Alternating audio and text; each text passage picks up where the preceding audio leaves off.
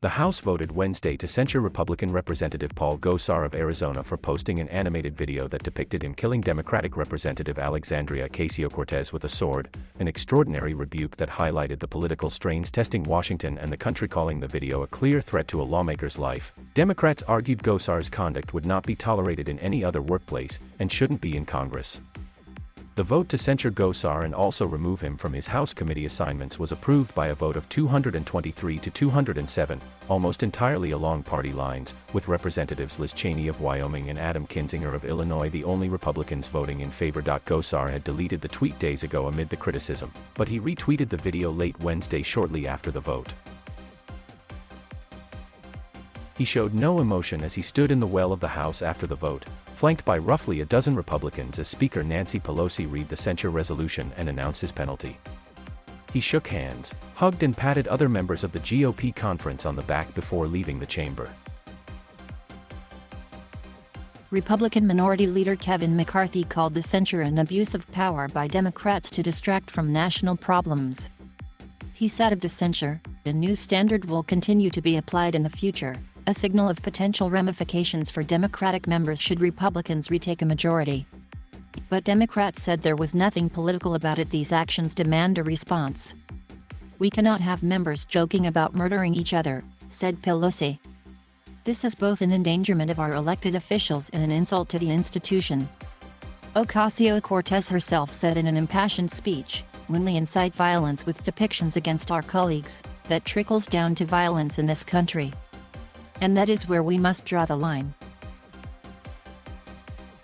Unrepentant during tense floor debate, Gosar rejected what he called the mischaracterization that the cartoon was dangerous or threatening.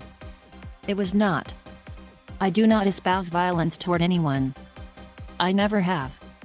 It was not my purpose to make anyone upset," Gosar said. He compared himself to Alexander Hamilton, the nation's first Treasury Secretary, celebrated in recent years in a Broadway musical, whose censure vote in Congress was defeated. "If I must join Alexander Hamilton, the first person attempted to be censured by this House, so be it, it is done." The decision to censure Gosar, one of the strongest punishments the House can dole out, was just the fourth in nearly 40 years, and just the latest example of the raw tensions that have roiled Congress since the 2020 election and the violent Capitol insurrection that followed. Democrats spoke not only of the deadly January 6th insurrection, but also the violent attacks that have escalated on both parties, including the 2017 shooting of Republican lawmakers practicing for a congressional baseball game and the 2011 shooting of former Arizona Representative Gabby Giffords as she met with constituents at an event outside a Tucson grocery store. Republicans largely dismissed Gosar's video as nothing more than a cartoon, the routine form of political expression and hardly the most important issue facing Congress. Yet threats against lawmakers are higher than ever, the chief of the U.S. Capitol Police told the Associated Press in an interview earlier this year. The censure of Gosar was born out of Democratic frustration. Over the past week, as outrage over the video grew, House GOP leaders declined to publicly rebuke Gosar, who has a lengthy history of incendiary remarks. Instead, they largely ignored his actions and urged their members to vote against the resolution censuring him. Representative Matt Gaetz of Florida said, "I would just suggest we have better things to do on the floor of the House of Representatives than be the home monitors for Twitter."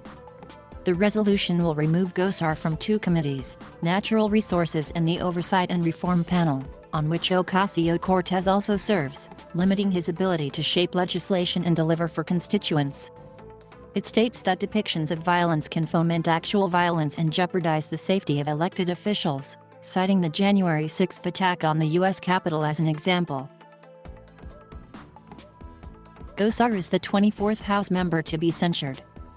Though it carries no practical effect, except to provide a historic footnote that marks a lawmaker's career, it is the strongest punishment the House can issue short of expulsion, which requires a two-thirds vote. Democratic Representative Charles Rangel, the former chairman of the powerful House Ways and Means Committee, was the last to receive the rebuke in 2010 for financial misconduct.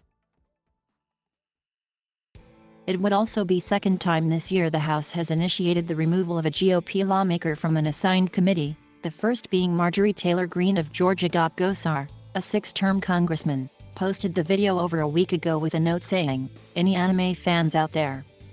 The roughly 90-second video was an altered version of a Japanese anime clip, interspersed with shots of Border Patrol officers and migrants at the southern U.S. border. During one roughly 10-second section, animated characters whose faces had been replaced with Gosar, Greene, and Representative Lauren Boebert, R. Colorado were shown fighting other animated characters. Gosar's character is seen striking another one made to look like Ocasio-Cortez in the neck with a sword. The video also shows him attacking President Joe Biden. Ocasio-Cortez, DNY, whose receipt of repeated death threats has required her to spend thousands on security, said Gosar has not apologized to her. She singled out McCarthy for not condemning Gosar. "What is so hard about saying this is wrong?" Ocasio-Cortez said. "This is not about me. This is not about Representative Gosar. But this is about what we are willing to accept." This is not the first brush with controversy for Gosar, who was first elected in 2010's Tea Party wave. He has been repeatedly criticized by his own siblings, 6 of whom appeared in campaign ads supporting his Democratic opponent in 2018. Earlier this year, Gosar looked to form an America First caucus with other hardline Republican House members that aimed to promote Anglo-Saxon political traditions while warning that mass immigration was putting the unique identity of the U.S. at risk. He's made appearances at fringe right-wing events, including a gathering in Florida last February hosted by Nick Fuentes, an internet personality who has promoted white supremacist beliefs.